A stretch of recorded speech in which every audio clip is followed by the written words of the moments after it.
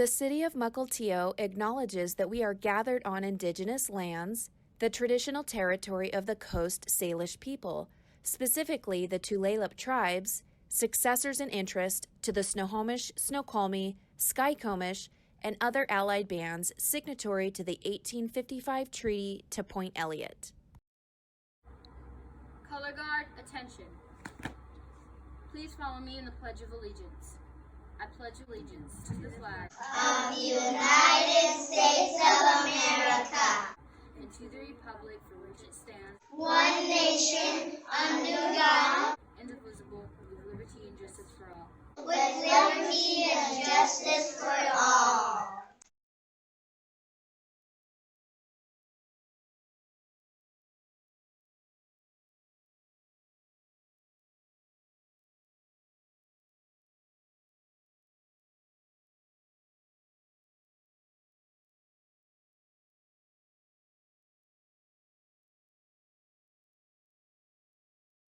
Hathshudabitsid, Shahalilosista. My name is Terry Gobin. I am the chairwoman of the Tulalip tribes.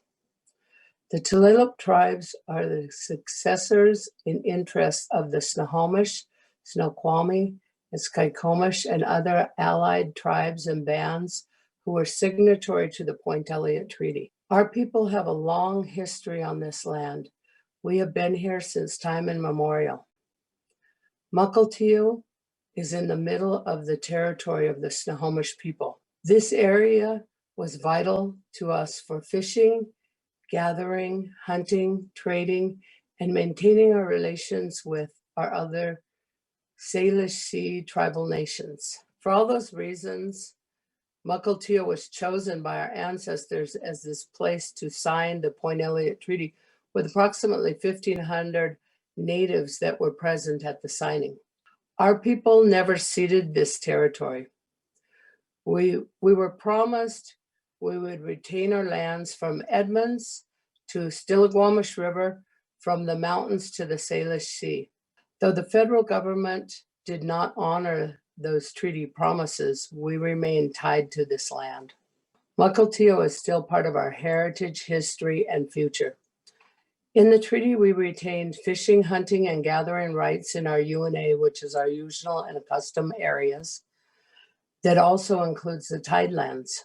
In a negotiated settlement for the placement of the new ferry dock that impacted our UNA accustomed fishing territory, Tulalip received ownership of a portion of the tank farm. We know this land is high cultural relevance to our people. We are planning for future development on this site. However, we have not determined what our vision is for this as of yet. Through the vision of our ancestors and past and present leadership, the Tulalip tribes continues to be a major economic force in our region. Just as Mukilteo was a place of gathering for our people, it is still a place of gathering. Like our canoes, the ferry terminal brings people across the water for travel, commerce, and opportunities. The city of Mukilteo has recognized our ties to this land. We hope this relationship will inspire meaningful consultation between the tribe and local government going forward. Together, we can create a sustainable and successful future for our people. The artwork at the new terminal is a reminder that tribal heritage is Washington State heritage. For thousands of years, we managed this land, taking care of the earth, the water, and our relatives who live here, including the killer whale and the salmon. These species are facing extinction. Only through our collaboration and by restoring our lifeways do we have the hope of saving them for future generations to enjoy. When you look at the art pieces in the terminal, you see the work of our artists, Joe Gobin, James Madison, and Ty Juvenile, who are heritage keepers, passing on their culture, beliefs, and their values through their work. The welcome figures are watching as visitors enter and leave our territory. The spindle whorl is representing our weavers and the lost history of the woolly dogs. The Seal Hunting Brothers is a story representing our identity as caretakers and providers, and a lesson about the dangers of rumors. The Dugout Canoe is showing the strength of our people and reminding us of how our ancestors traveled the Salish Sea. The artwork transports you to the underwater world. It's a reminder that we are still connected to that world and that we have a responsibility to protect it. Mukilteo was the home of our ancestors, and it will always be part of our home. We will always work to protect the land and our waters. Working together, we can make a difference in positive changes for the next generations to come. I would like to thank Mayor Gregerson and the City Council for inviting me to be part of the State of the City address. Tigwitsi.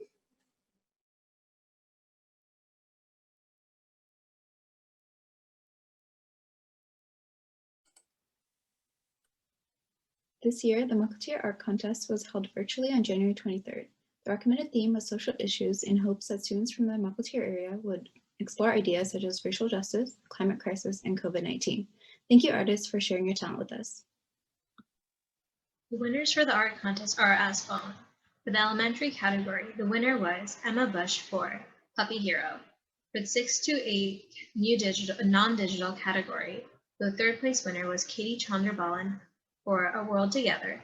The second place winner was Eden Kobo for Social Justice BLM, and the first place winner was Helu Park for Lockdown Blues. For the 9 to 12th grade digital category, the third place winner was Alyssa Quevedo for Below the Above. The second place winner was Ashley Lee for On a Warm Day in 2020, and the first place winner was Jinyi Yang for Life Goes On. For the 9 to 12 non-digital category, the second place winner was Nathan Kim for Blessing, and the first place winner was Celine Min for Odd One Out. We would like to congratulate all the winners and the youth who took part in this contest and worked hard to create their artwork. The entries will be displayed in the Rosal Community Center for those who are interested. Thank you, fellow MEAC members, City Council members, and Mayor Jennifer Gregerson for making this event possible. And a special thanks to the art contest judges. We hope to see all of you next year. Our podcast is called Mental Massage, and we have been exploring mental health from different angles during the pandemic. Our past titles have been Navigating College App Stress, First Gen and Immigrant Students, which just gives tips on navigating college app stress. The second one was Essential Workers, Santa's Helpers. It congratulates essential workers and thanks them for their hard work. And Dear Social Media, I'm Addicted was our recent one, and it explored social media addiction.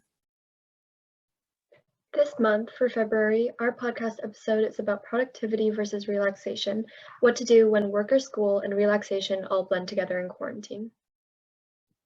In the upcoming months, we'll be covering topics such as substance addiction.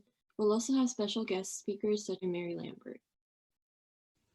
Mental health is often too stigmatized in our society. Please tune in to gain insight into how you can better your and other mental health. You can find this if you just search up just Mental Massage Podcast in Google. Thank you, Mental Health Podcast Group. And finally, MEAC is hosting a social justice event on February 21st. That's a Sunday from 3 to 4:30. And this event was inspired by the recent events of the summer and the increased awareness and necessity for racial justice reform. And basically our event is geared towards Mukilteo School District students in both middle school and high school. And we will be covering different presentations on things such as like the history of racism, how we ourselves can change, and what kind of things are happening at the government level to address racism. And we will also be having breakout discussions where students will have the opportunity to share their own experiences and get to intermingle with each other and just express themselves and be able to collaborate to really be the right step forward in getting a more equitable future for everyone. And we hope to see all of the Mukilteo School District students in middle school and high school attend, and that's again on February 21st, 2021 from 3 to 4:30. Thank you. Thank you. I mean, Thank you.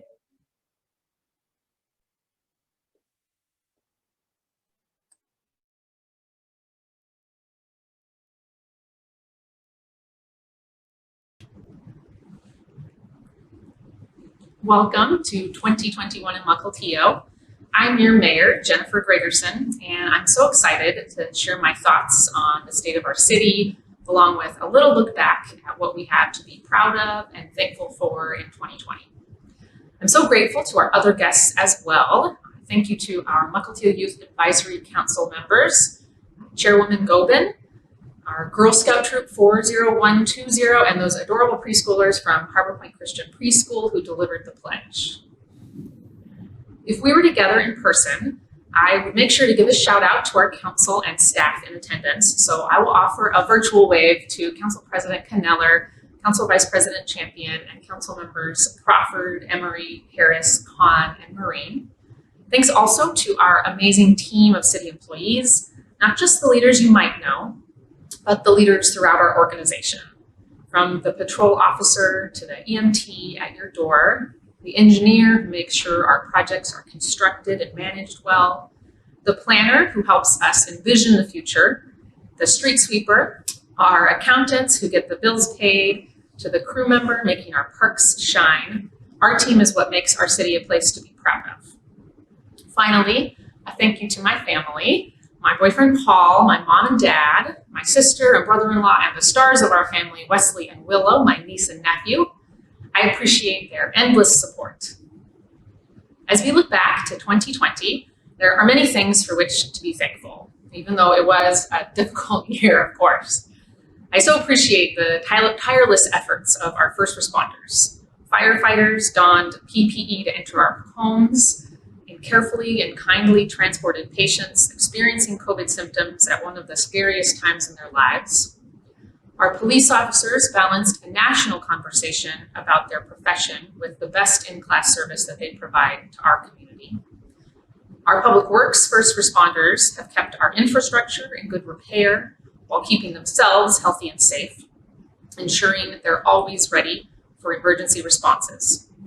Our businesses sacrificed in huge and ongoing ways. They followed the state protocols with our health in mind as they watch their investments and livelihood go on a severe hold. We must all be grateful for their sacrifice. We must not forget those, of course, that have succumbed to the pandemic. Let us take a moment of silence for the 3 Mukilteans who have died from COVID-19, the 120 currently diagnosed, as well as over 550 who suffered through a diagnosis and may still face health impacts for years to come.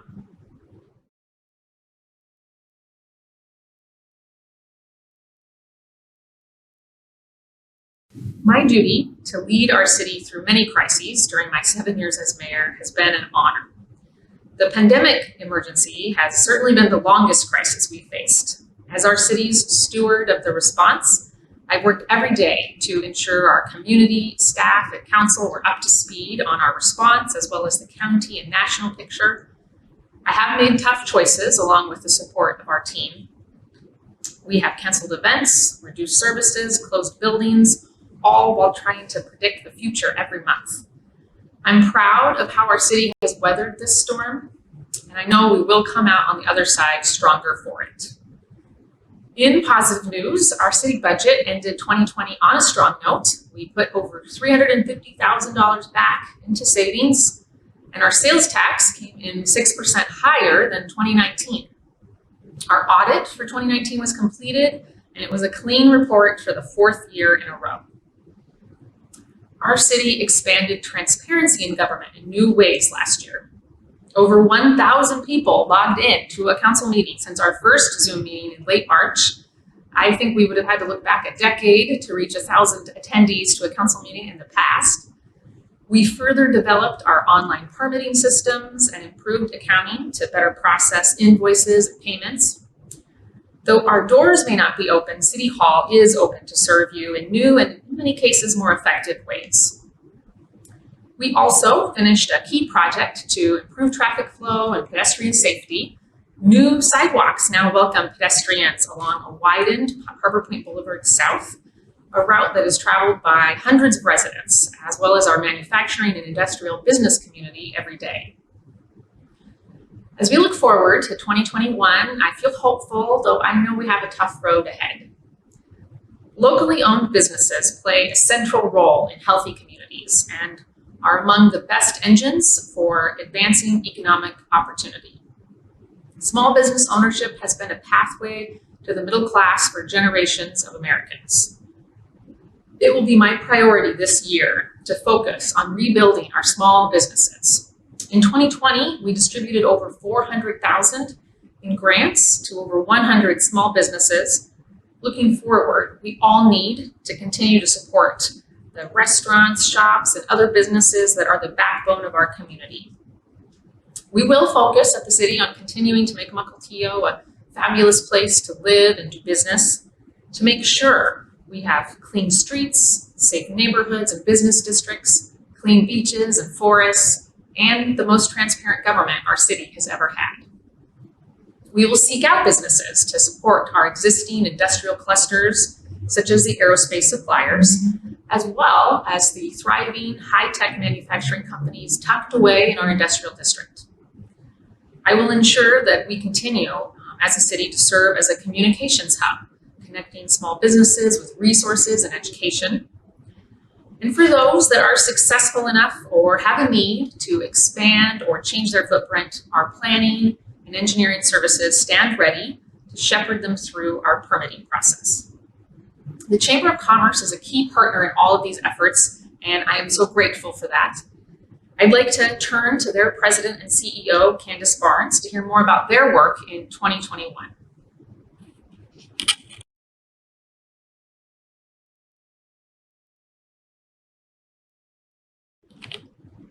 Thank you, Mayor Gregerson. COVID-19 has had a tremendous impact on everyone in our community, especially our small businesses. We've seen our favorite businesses struggle to make ends meet as they deal with continually changing restrictions impacting their ability to do business as normal.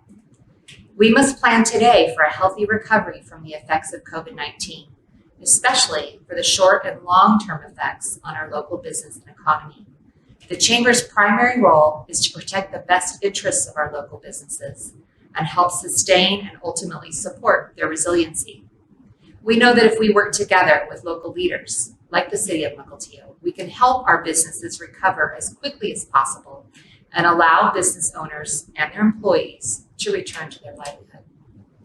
We believe that providing businesses with timely information to help decipher government regulations, along with serving as a conduit for mobilizing support to our businesses and community, is how we can aid in a quick recovery and rebound, and ultimately how we will collectively save jobs and businesses to keep our local economies growing. It's been so important for the Chamber to connect with our community throughout this pandemic. We partnered with the city to operate a drive-through trick-or-treat event and also a Santa Cruz, giving citizens a way to feel connected.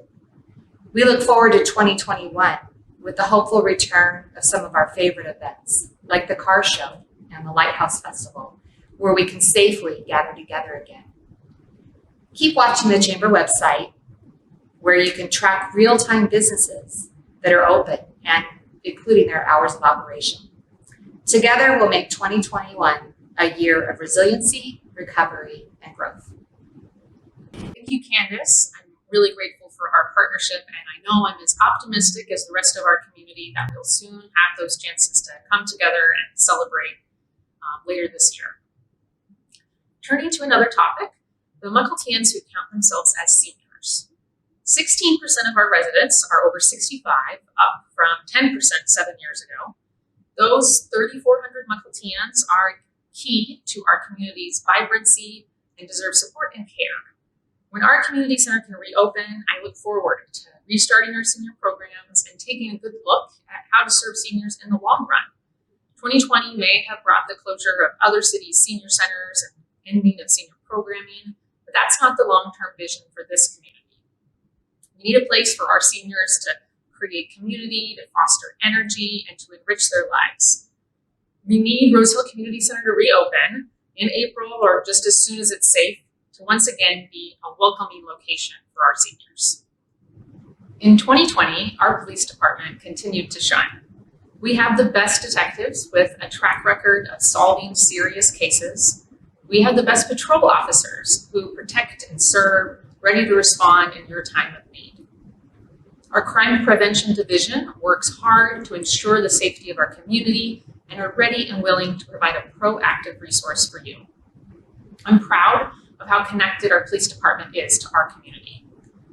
This summer, we'll provide an opportunity to bring our officers and National Night Out to your door in August through visits to neighborhood block parties. Of course, our officers also see our community members in their most vulnerable situations. Last year, every day and a half, a Mukiltean called 911 for help from our police for an incident of domestic violence. Last year, officers responded to a call related to suicide or mental health crises every 3 days. These moments usually happen behind closed doors, where those suffering feel alone, like they're the only ones. Other families can too easily forget or even ignore the challenges faced by other members of our community. If you are struggling, know that you have a place in our community, that we have resources to help, and that you are valued. The scourge of violence, substance use disorder, and mental health challenges can be overcome together. Last year, a motivated and smart group of volunteers developed our city's very first climate action plan. I look forward to putting that plan into work this year. I will designate a climate coordinator to advance efforts and provide accountability and coordination between community and city actions. We will look at the wins we can achieve within our city government, including an official policy that commits us to pursuing electric options for our city fleet when available. The Climate Action Plan also recommends a policy to limit vehicle idling, particularly at schools or in our ferry holding lanes. I will recommend that the City Council consider adopting this policy. We will also continue to promote the city's Green Business Certification Program for community businesses and continue to seek ways to lower our community's carbon footprint. I am excited to also share that our city has formed our first Diversity, Equity, and Inclusion Commission, a talented group of individuals that will represent our entire community, including voices very rarely heard here in council chambers. I look forward to bringing their perspectives to city operations and policies. I appreciate the leadership on this initiative of our most diverse city council in our community's history. A quarter of our community is non-white, with Asians making up the largest percentage of that. In our city, 1 in 5 residents speaks a language other than English at home, with the top languages being Korean, Chinese, and Spanish. Think about your neighborhood. Every 5th house is speaking a different language other than English. We can do better connecting and listening to those families, and the DEI Commission is a first step towards that. The first part of my 2021 action agenda that I shared was to rebuild our small businesses. Rebuilding and supporting our small business community is a key priority for me, as it was at Mukilteo's founding. Mukilteo founders Morris Frost and Jacob Fowler saw business potential at Point Elliott, our waterfront, and they opened a trading post and a hotel there. A few years in, they faced dark times, just like our community has. 160 years ago, in November, Fowler said, "It is lonesome up here and very quiet. Trade is very dull, but I live in hopes of it being better one of these days." In response, they worked to diversify their commercial base. For a time, they shipped duck feathers and wild cranberries. Salted, smoked, and dried salmon was exported, and before long, the first salmon cannery on Puget Sound was established, one of the earliest of its kind in the area. The first shipbuilding in our new county was initiated when Frost's Gazelle was launched in 1863, and Frost and Fowler were soon operating their own small fleet of 3 sailing ships. In 1870, one of the region's first lager breweries, utilizing a water-powered mill, was built. Decades after Morris and Frost brought their entrepreneurial spirit to Mukilteo, businesses came to Mukilteo with our Whidbey Island ferry connection in mind. Restaurants and ferry landings have long been good companions, and the Mukilteo Ferry Landing was no exception. First, a tiny lunchroom offering food, fishing tackle, and bait became a part of the landscape, and by the 1920s had evolved into Taylor's and now Ivers Mukilteo Landing today. The ancestor of a future economic base on the tank farm on our waterfront was the Bayview Hotel. It was sited on what is now city property, identified for future commercial development, just west of the new terminal ticket booths. The Bayview Hotel neighbored Frost & Fowler's saloon and store. It offered a grocery store and a restaurant on the second floor, and it was an essential gathering place from its arrival in the early 1860s through the early 1900s. Later owners worked to develop it into a resort with a dance pavilion, a croquet court, and outfitting for sailing, fishing, and hunting. Today, it costs a little bit more than their rates of $2 a day to stay at the Silver Cloud on our waterfront, but both hotels welcomed visitors to our community with spirit.